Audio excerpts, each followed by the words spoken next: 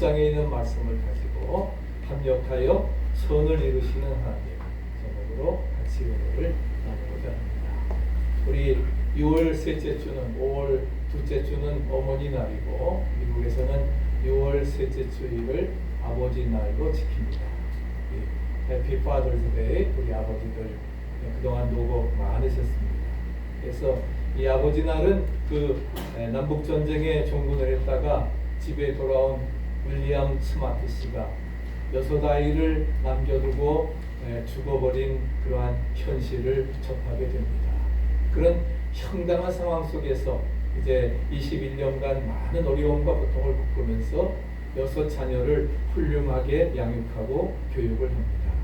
이 장한 아버지를 우리가 칭송하다가 이제 모든 아버지의 사랑과 땀을 기억하고자 마련된 것이 바로 아버지 날입니다. 그렇기 때문에 이 아버지 날은 감사를 받기 이전에 감사를 받을 만한 자격이 나에게 있는가. 저도 오늘 말씀을 준비하면서 과연 오늘 아버지 날인데 나에게 감사를 받을 만한 자격이 있을까. 내가 정말 자녀들을 훌륭하게 믿음으로 잘 키웠나 자신을 생각해보는 귀한 시간이 되었습니다. 우리가 오늘 함께 자각하는 귀한 은혜의 시간이 되어주시기를 축복합니다. 오늘 이제 로마서 지난주에 이어서 같이 말씀을 드립니다.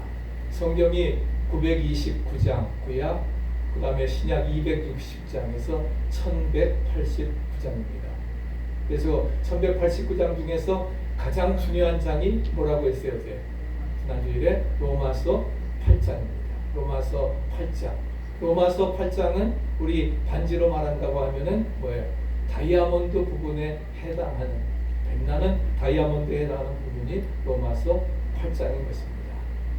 그래서 로마서 1, 2장까지는 서론을 이야기를 합니다. 그 다음에 3장부터 5장까지는 믿음으로 의롭게 되는 바로 칭의, justification에서 말씀을 해주고 있고, 그 다음에 6장, 7장에서는 이제 바로 그 의롭게 된 성도들이 성결하게 살아가는 sanctification, 성화에 관해서 말씀을 하고 있고, 그 다음에 8장에서는 성령 안에서 영광스러운 삶인 영화, glorification에 대해서 말씀을 하고 있습니다. 그래서 영, 성령, 영광이라고 하는 그러한 단어가 많이 나옵니다. 특별히 본문을 다 읽지 않았지만은 아버지 날과 연관되어지는 말씀이 8장에 있습니다. 오늘 돌아가셔서 쭉 한번 로마서가 가장 중요하니까 읽으시기를 바랍니다. 16장밖에 안 되니까 그저 한 시간이면 읽을 수가 있을 것입니다. 그래서 로마서 8장 15절에 하나님의 영의 인도함을 받은 사람들은 하나님의 아들이라. 믿습니까? 너희는 다시 무서워하는 종의 영을 받지 아니하고 양자의 영을 받았으므로 우리가 하나님을 아빠, 아버지라. 우리가 오늘 아버지 날인데 보니까 하나님 날이더라고요. 우리가 하나님을 아빠, 아버지라고 부르짖느니라. 그래서 16절에 성령이 친히 우리가 하나님의 자녀인 것을 증언하신다 말씀하시면서 자녀이면 곧 하나님의 상속자이고 우리가 영광을 받기 위해서 우리는 뭐예요? 고난도 함께 받아야 됩니다. 믿습니까? 그래서 우리에게 쭉 말씀을 해주고 있습니다. 그래서 특별히 오늘 24절 이하의 말씀을 보게 되면은 구원받기로 예정된 자가 영화에 이르는 단계를 이제 요약해주는 말씀이 오늘 본문의 말씀이라 생각되어집니다. 그러면 궁극적으로 누가 성도들을 영화롭게 하는가? 오늘 본문은 한마디로 말씀하기를 바로 성령님이시다. 성령님, 보혜사 성령님이시라고 말씀을 하고 있습니다. 그러면 그 성령님은 성도들 안에서 어떠한 일을 하시는가? 첫째는 우리의 연약함을 도와주신다 말씀하고 있습니다. 26절에 이와 같이 성령도 우리의 연약함을 도우시나니 현재적 시제입니다. 과거에 도와주셨다고 하는 에베네셀의 하나님 그런 사실이나 또 여호와 이레 앞으로의 미래에 도와주실 것이란 약속을 넘어서서 그 하나님이 임마누엘 현재 우리를 도와주십니다. 믿습니까? 아무리 우리의 상황이 어렵고 힘들다 할지라도 과거 여태까지 에베네셀이 하나님 우리를 도와주셨고 앞으로의 모든 삶도 도와주실 것이고 현재의 팬데믹의 어려운 상황이지만 주님이 임마누엘로 우리를 도우시리라 믿습니다. 그래서 성령님은 스스로 연약하고 무능하다고 느낄 때에 더 가까이 오셔서 우리의 부족한 것을 채워 주십니다. 그래서 약할 때 강함 주시고 흔들릴 때에 굳건함 주시고 우리의 실패를 반전으로 역사해 주시는 할렐루야 그런 놀라운 역사. 우리 새벽마다 지금 시편을 함께 상고합니다만은 정말 시편을 읽으면서 너무나 신이 납니다. 왜? 처음에는 탄원하고 원수들 압제 가운데 살아가지만 질병 가운데 살아가지만 그러나 하나님께서 저들의 눈물의 기도를 들으시고 우리를 압제해서 구원해 주시고 반전해 주시는 그래서 할렐루야 주님께 찬양과 영광 돌리는 그러한 모습이 바로 저와 여러분들의 모습이 되어지기를 축복합니다. 이제 반전의 역사가 우리에게도 이루어지리라 믿습니다. 두 번째는 우리의 기도를 도와주신다 했습니다.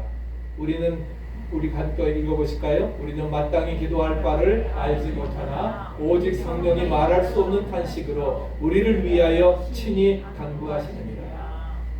우리가 마땅히 기도할 바를 알지 못하지만 그러한 말은 뭐예요?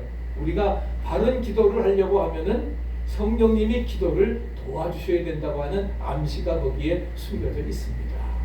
성령님이 우리의 기도를 내가 아무리 부르짖고 기도해도 뭐예요? 성령님이 우리의 기도를 도와주셔야 된다 하는 것입니다.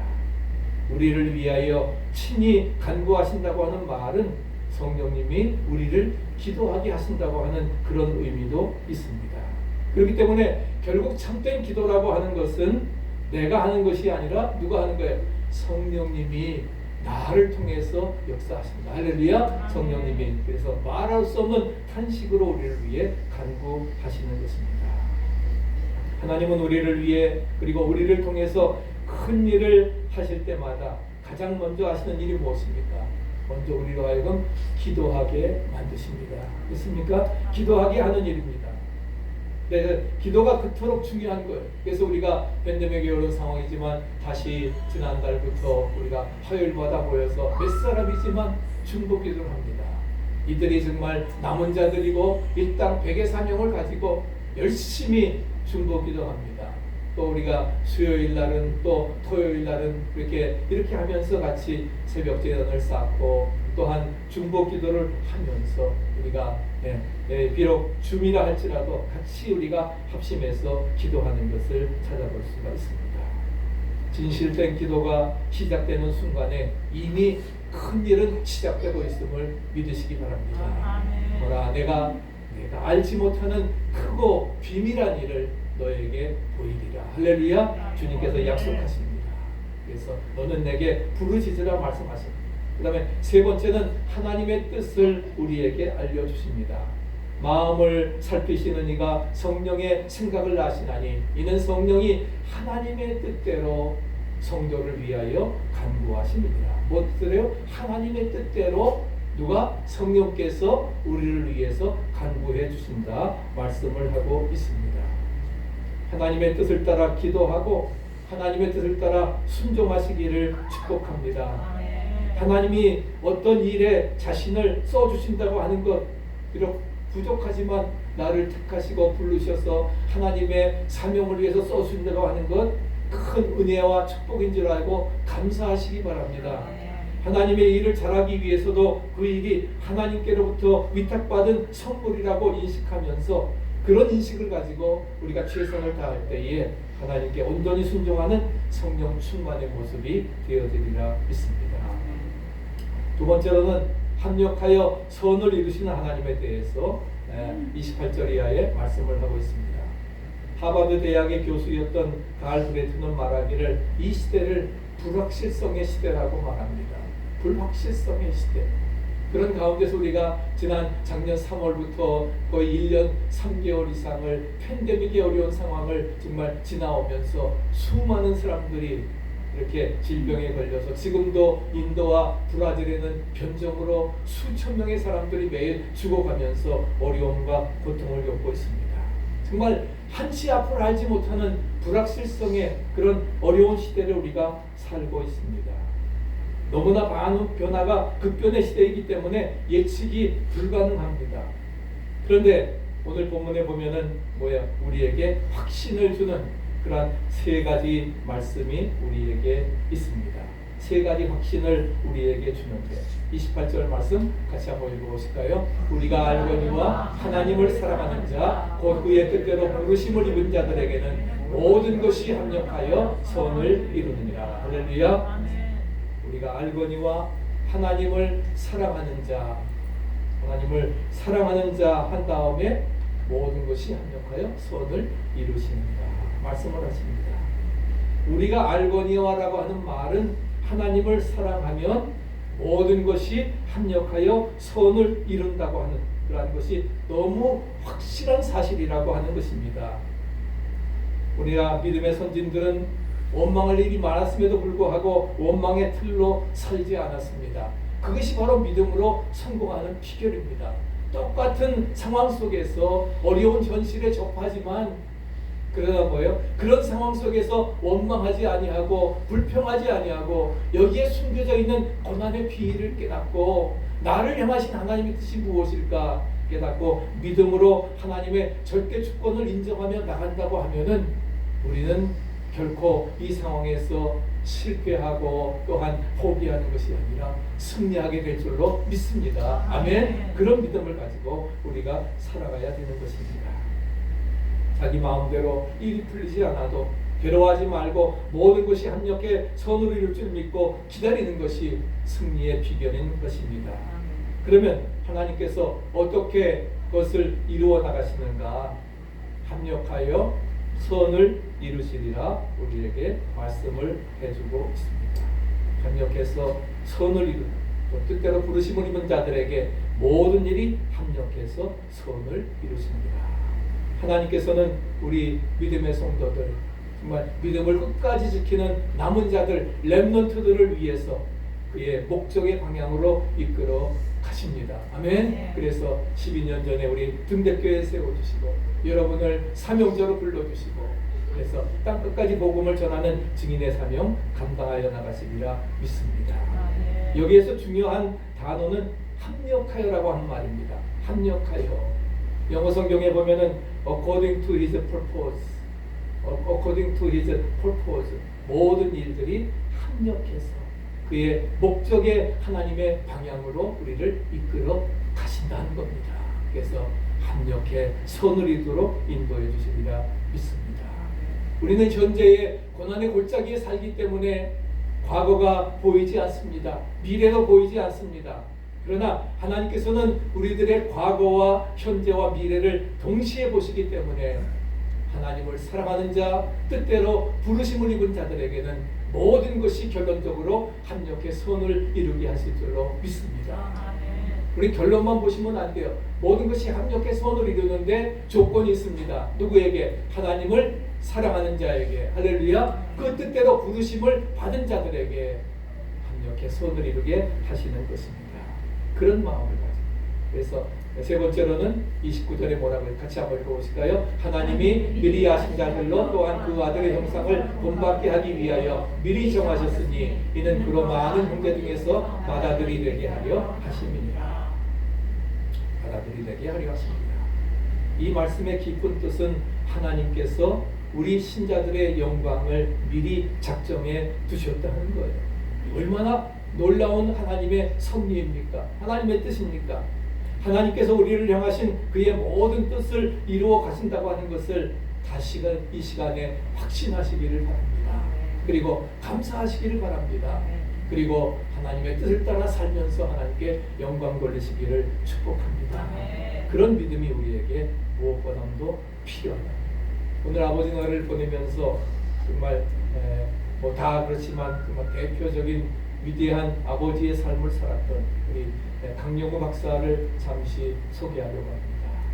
우리 교포사회에서 가장 존경을 받았던 강영호 박사, 빛은 내 가슴에 또 도전과 기회라고 하는 뜨리스 혁명에 이런 많은 책을 14권이나 저술을 하면서 9년 전에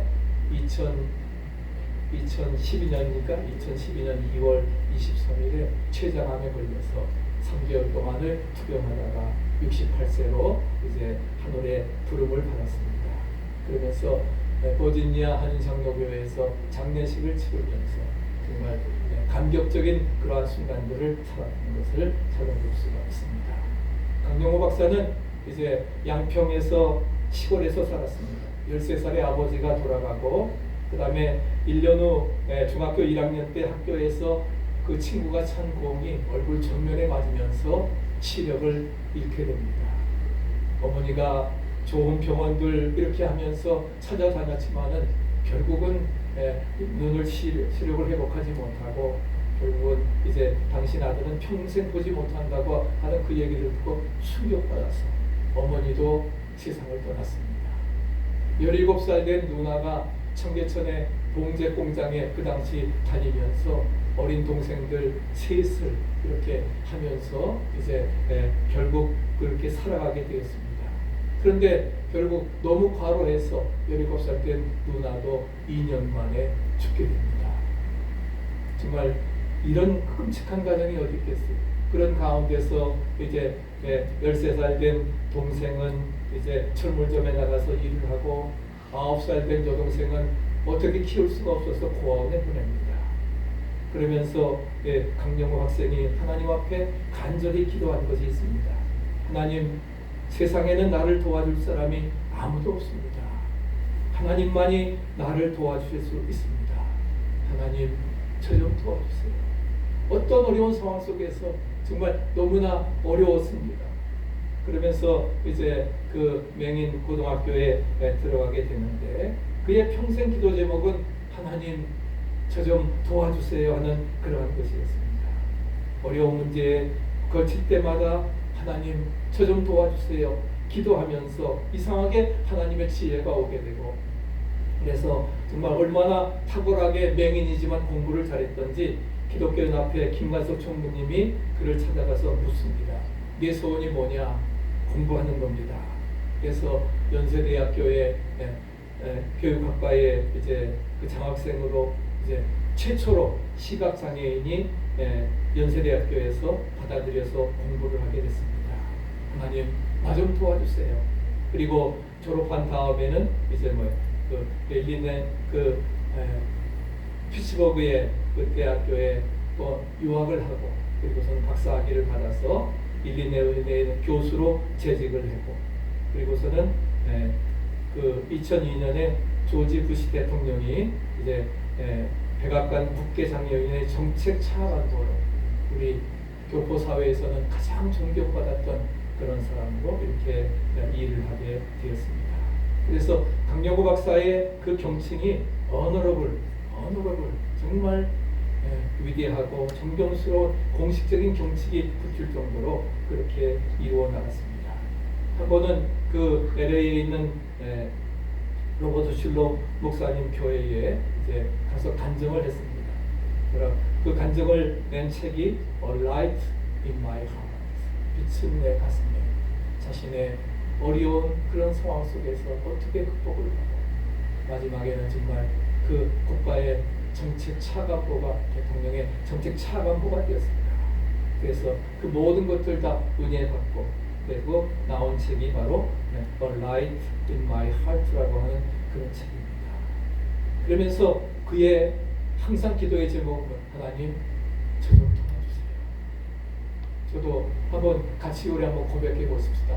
하나님, 저 좀 도와주세요. 어렵습니까?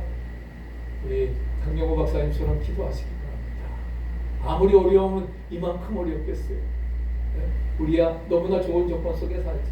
하나님, 저 좀 도와주세요. 도움의 손길이 누구예요? 천지를 지으신 여호와에게서다. 할렐루야. 하나님께서 우리의 모든 삶을 인도해 주십니다. 믿습니다. 그래서 이제 3C형 인간의 도전과 기회에서도 이야기를 합니다. Challenges and Opportunities, 도전과 기회에서 이제는 3C형 인간이 되어야 되는데, 첫째 C는 Competence, 실력을 쌓아야 된다. 실력을 쌓아야 되고, 두 번째는 Character, 우리의 인격이 정말 성숙하고 하나님의 자녀다운 인격으로 우리가 살아가야 되리라 믿습니다.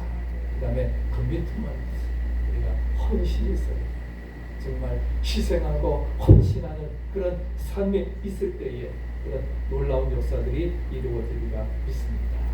그래서 부시 대통령도 저를 이렇게 면접을 하고 자문예를 받고 당신 같은 사람이 정말 하나님의 그 일을 바로 이 나라를 위해서 일해야 되지 않겠느냐. 그래서 정책 차관보가 되었고 정말 간증을 여는 모든 사람들이 은혜를 받게 되었던 것을 찾아볼 수가 있습니다.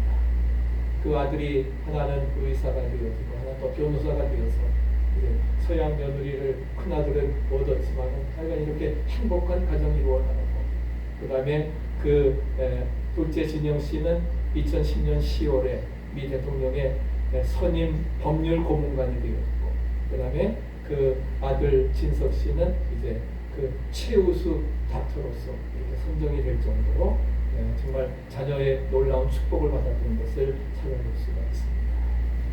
마지막 강영 박사가 죽으면서 쓴 편지의 내용이 있습니다. 이 세상을 조금 더 아름다운 곳으로 만들기 위해 노력하고 싶은 마음이 간절하나 안타깝게 그럴 수 없는 현실이라고 하면서 누구보다 행복하고 축복받은 삶을 살았다. 이렇게 주변을 정리하고 사랑하는 사람들에게 특별 인사할 시간을 허락받아서 감사하다 하면서 그는 눈을 감고 되었습니다. 정말 어려운 환경 속에서 하나님 저 좀 도와주세요. 저 좀 도와주세요.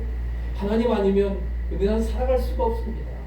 온전히 믿음으로 매달렸을 때에 그의 삶 속에는 놀라운 축복의 역사가 이루어졌던 것을 우리는 분명히 믿습니다. 성경의 인물들이 다 이렇게 어려운 환경 속에서 기도했습니다. 하나님, 저 좀 도와주세요. 그럴 때에 하나님께서 그 기도를 들어주시고 그들의 길을 열어주신 줄 믿습니다. 아무것도 염려하지 말고 오직 모든 일에 기도와 간구로 너희 구할 것을 감사함으로 하나님께 아뢰라. 그리하면 지각 밖에 뛰어나신 하나님의 평강이 너희 마음과 생각을 지켜주시리라. 할렐루야. 마지막 세 번째는 30절에 구원의 네 가지 기본의 틀을 말씀을 하고 있습니다. 우리가 이 네 가지의 기본 틀에서 우리 자신의 구원의 문제를 다시 한번 생각해 보시기를 바랍니다. 첫째는 하나님의 예정입니다. predestination. 우리 예정이라고 하는 것 장로교의 기본 교리처럼 생각되어지지만 아닙니다. 성경에 기록된 기본 틀이 바로 예정이라고 하는 것입니다.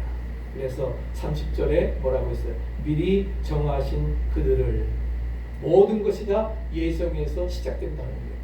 저와 여러분도 이미 예정하신 줄로 믿습니다. 그래서 하나님의 그 뜻을 따라서 우리가 살아가야 된다는 것을 말씀해주고 있는 것이죠. 하나님의 주권은 공평하십니다.